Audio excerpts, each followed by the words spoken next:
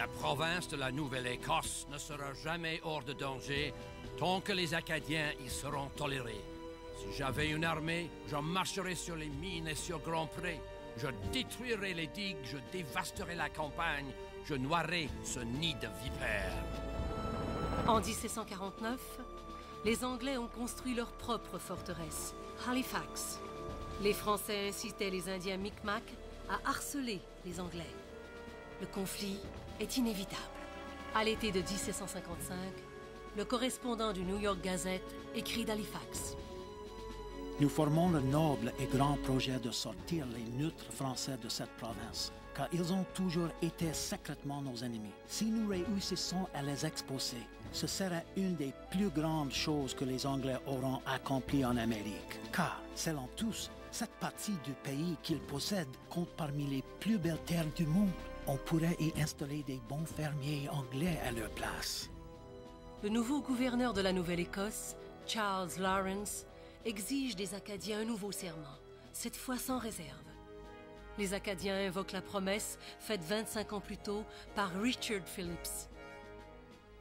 Nos pères, ayant prêté pour eux-mêmes et pour nous un serment de fidélité qui a été approuvé plusieurs fois au nom du roi, nous ne commettrons jamais l'inconstance de prêter un serment qui change tant soit peu les conditions et privilèges qui nous ont été accordés par nos pères et nos souverains dans le passé.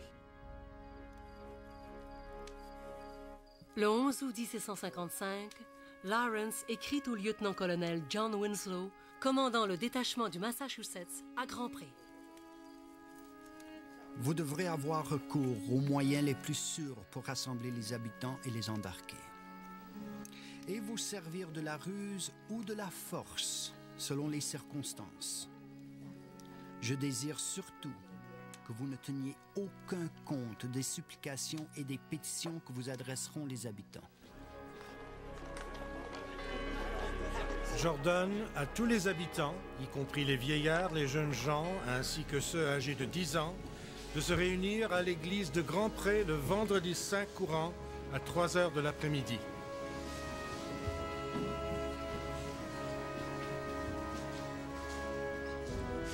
Le devoir que j'ai maintenant à remplir, bien qu'impérieux, est très désagréable à ma nature et à mon tempérament, comme il vous le sera à vous-même, qui êtes de la même espèce que moi. Vos terres et vos maisons, votre bétail et vos troupeaux sont confisqués, avec tous vos autres effets, excepté votre argent et vos objets de ménage, et que vous allez être vous-même transportés hors de cette province. Non! Vous n'avez pas le droit!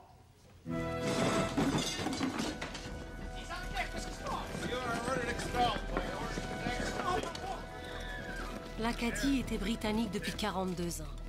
Presque tous ces gens étaient nés sujets britanniques.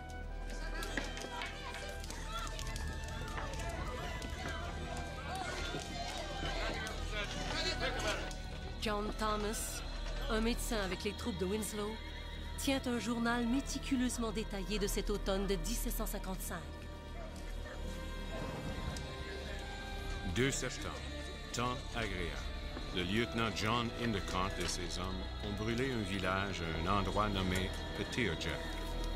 18 septembre, tempête de vent, beaucoup de pluie et de neige. Le major Pribble et ses hommes de retour, ayant brûlé 200 maisons et granges.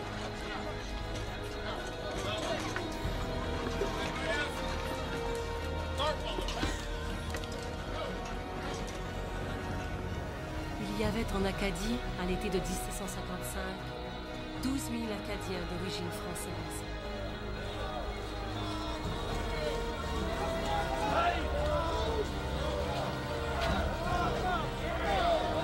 Cette année-là, 7 000 ont été expatriés.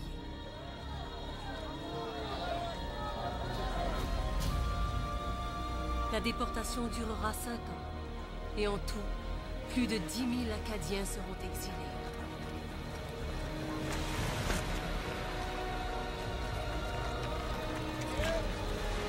On a commencé à embarquer les habitants. Les femmes très affligées portaient leurs nouveau-nés dans leurs bras et d'autres traînaient dans des charrettes leurs parents infirmes de leurs effets. En somme, Ce fut une scène où la confusion se mêlait au désespoir et à la désolation.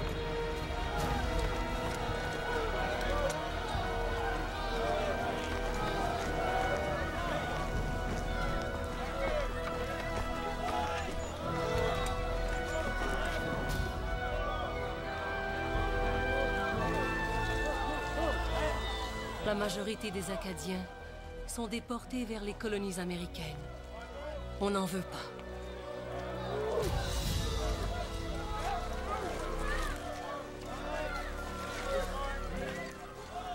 Jean Labordor et sa famille de 7 enfants se retrouvent à Salem, au Massachusetts.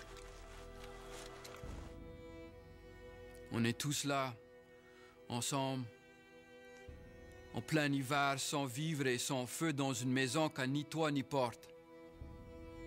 Quand il mouille, il faut changer le lit de place. Quand je me suis plaint au Selectman que la maison était inondée, que tout est flotté, il m'a répondu de me construire un bateau et de naviguer dans la maison.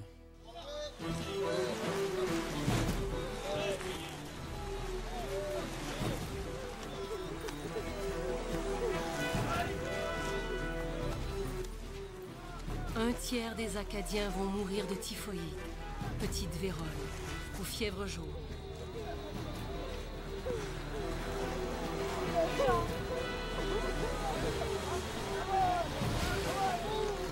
Un tiers vont s'établir en Louisiane. Les autres sont dispersés en France, en Angleterre, dans les colonies américaines, aux Antilles.